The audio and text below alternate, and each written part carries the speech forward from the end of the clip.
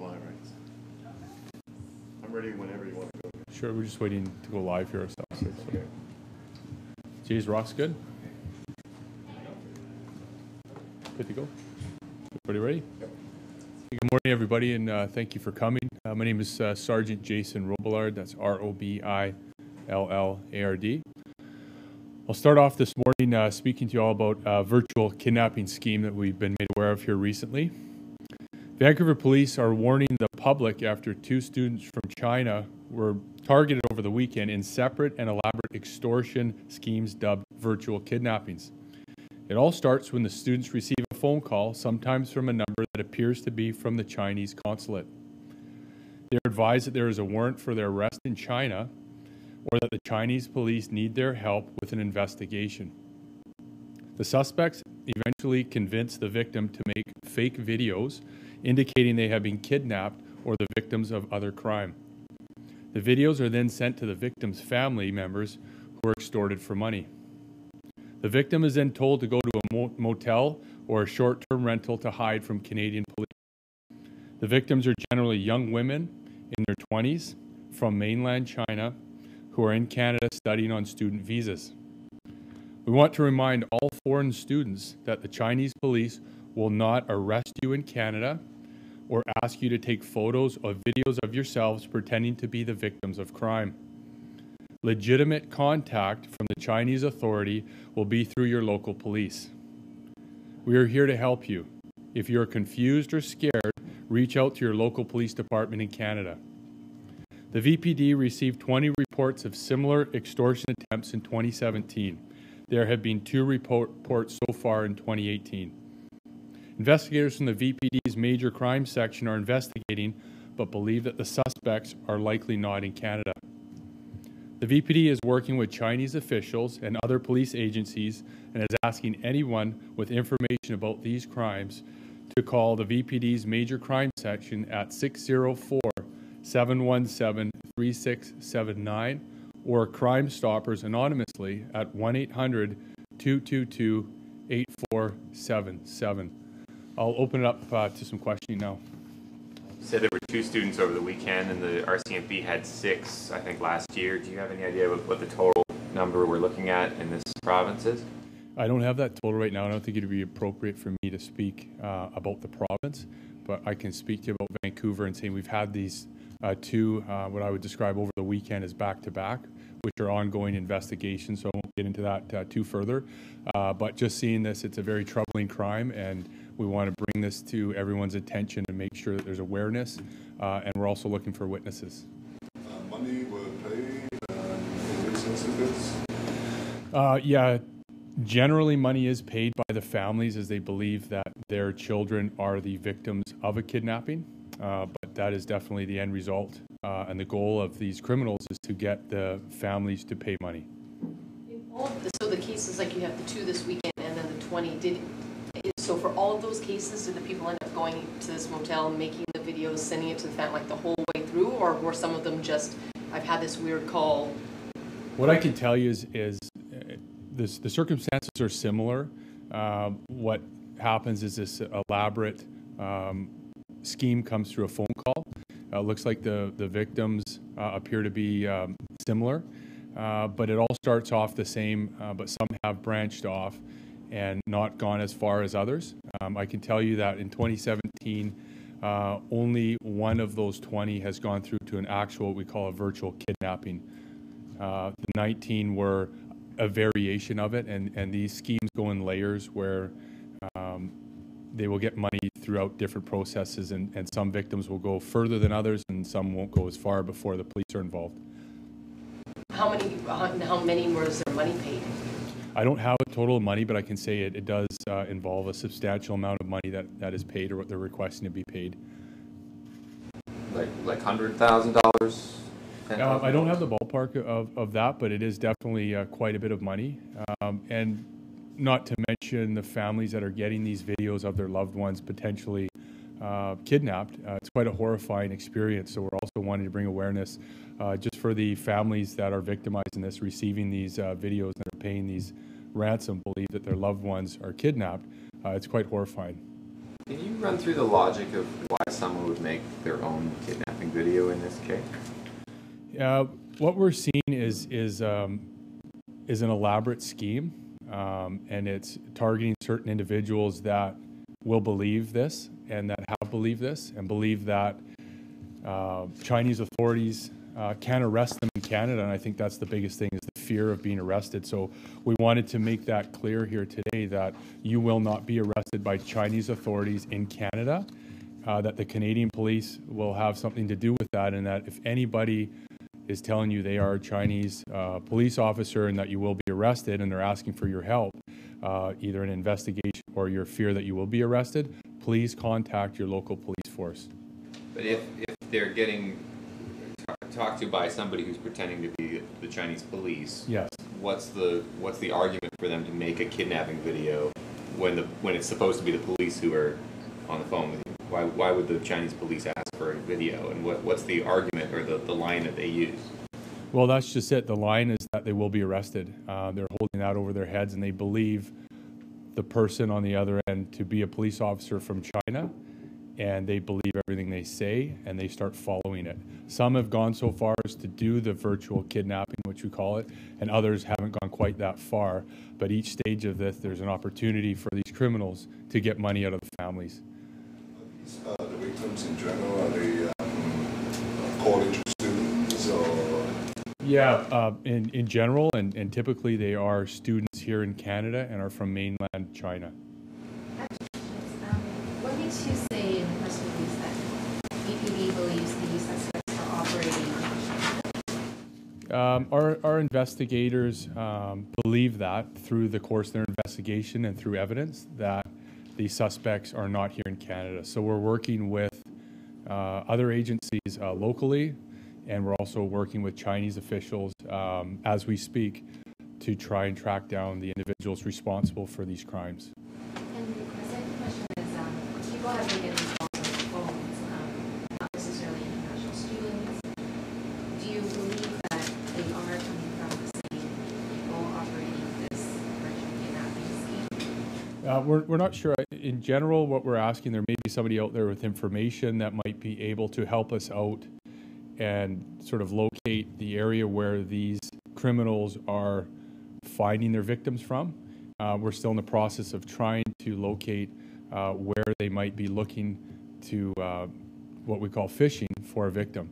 And it looks like the commonality in all the victims so far is that they are international students from mainland China, females in their early 20s. And are these robocalls, or are these real people who are calling them? These are real people that are calling, and they are convincing the people on the other end that they are Chinese police, that they will be arrested if they don't cooperate, that their families may be arrested. There's other things, obviously, that are said that we won't get into. But what I can tell you is that they believe the people on the other end to be Chinese police, and they are fearful for that, and they do what they're asked. Just looking at some of the other cases, you see people calling from outside of whatever border of the country that they're targeting. Mm-hmm. But I haven't seen a lot of cases where there've been a video. And is that something new that you've seen? That's what the whole scheme is of a virtual kidnapping, is to make a video. They convince them through days of speaking to them to destroy their phone, get a new phone, talk in code. They really believe they are working with the Chinese police or the Chinese authorities, and that their parents may be arrested, or they may be arrested if they don't cooperate, and that they're helping out in a crime by reenacting a kidnapping or another type of crime. These are students, they probably haven't been in Canada for very long, or maybe they don't know English very well. Do you find it hard to get this message out that this is fake? Well, we're starting here, as quick as we can to get this out there, and the reason being that this may reach somebody that may know a student, maybe here in Canada, or somebody that might have information to help out with this investigation. But we are definitely looking at other means of trying to get the message through. In the two cases this year, did money exchange hands? Yes, money did exchange hands. Back to back in North Sweden? Over the course of the weekend, I won't get into the exact dates of when it happened, but I can say we've had two recent, very similar set of circumstances happen over the weekend. Is this connected to the phone calls that people have been Well, these people are the criminals in this particular incident are able to somehow have a call display come up with the number of the Chinese consulate. So that's part of their scheme.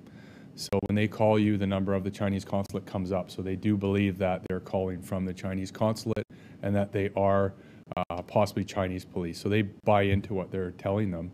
And we're here to bring awareness to this, that if you know of anybody that may be talking to you or that could potentially have this come up in their lives, bring it to their attention and have them call the local authorities as soon as possible. Did you say they go to a motel? They get them to go to a motel as part of it? Yeah, or Airbnb or a motel is kind of the last stage of this. It's very elaborate, but it has been happening. Nobody meets them there or anything like that? They don't physically meet these people in person. How long does it take?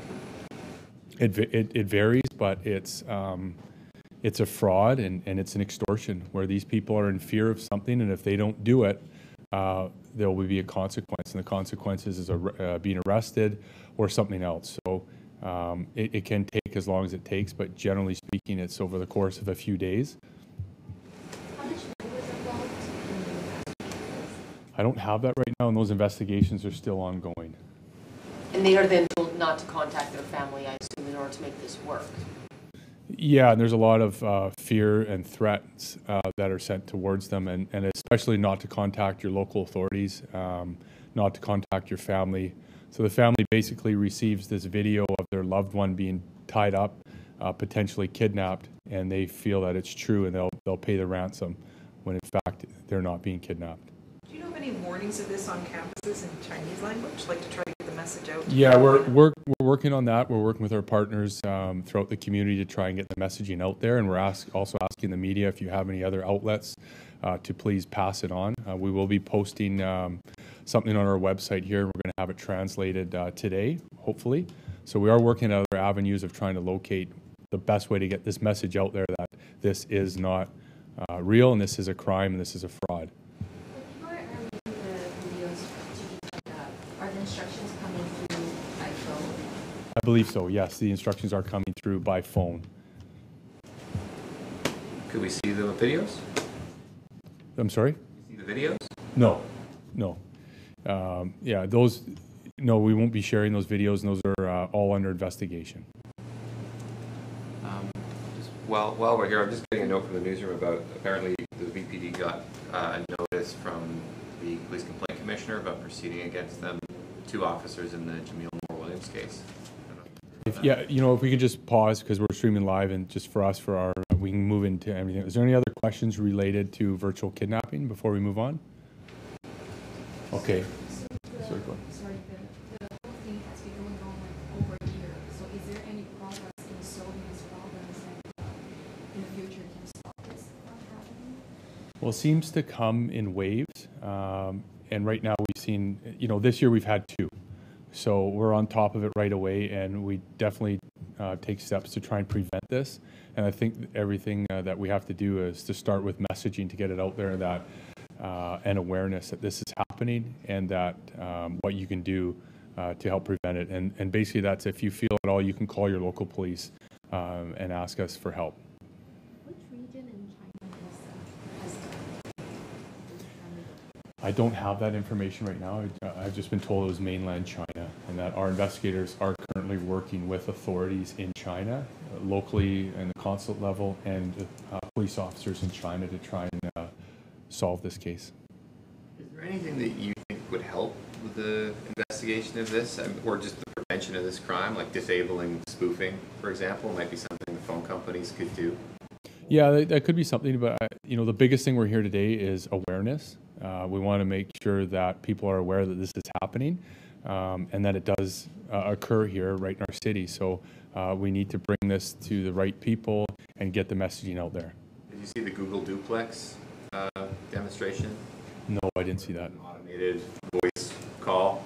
Yeah, there's a lot of ways through technology that frauds exist, and this is quite an elaborate scheme. I don't believe it's an actual person on the other end talking and getting this scheme going.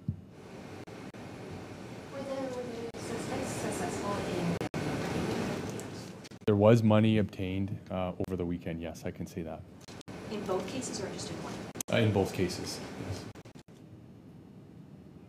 Was it the family there that contacted you, or the student here involved that contacted you?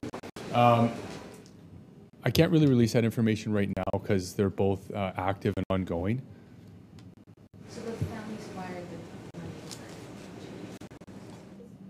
over. Yeah, all I can say at this point is that money was paid and there was money obtained. As the investigations are currently active, I can't get into anything further. Okay, thank you. We'll move on to anything unrelated here. I'll just make sure that we're good in the back there. So just 1 second. Yeah, I'll give us a signal. Sure. Yeah, sorry. 1 sec here.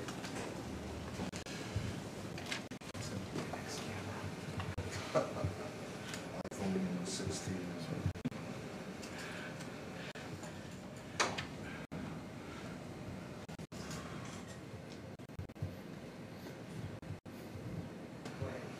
Okay, go ahead with questions unrelated to virtual connect. Yeah, so this was about the Jameel Moore-Williams case, and we're just hearing that the police, VPD, have been notified about some actions against 2 of the officers involved in that takedown. I'm just wondering if you've heard about that. And is that from the OPCC? Do you know if it's an ongoing investigation? I wasn't briefed on that particular one. That just came out that the VPD.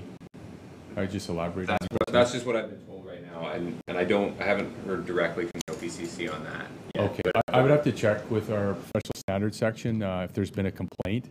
I just wouldn't want to comment on an active investigation, especially that involves the OPCC. So I'd have to confirm that before I comment further.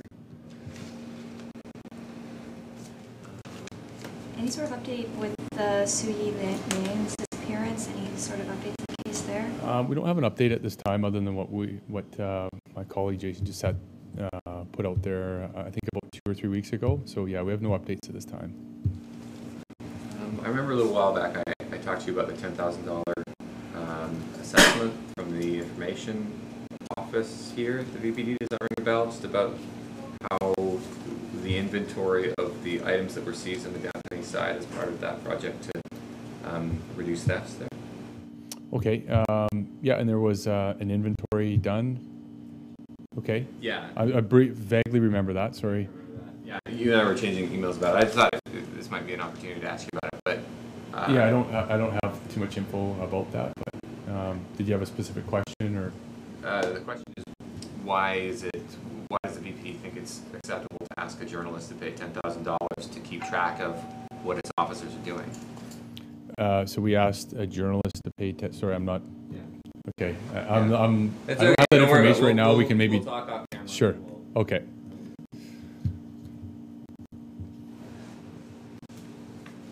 Is any other questions related from anything in the last little while? No? Okay. Thank you very much.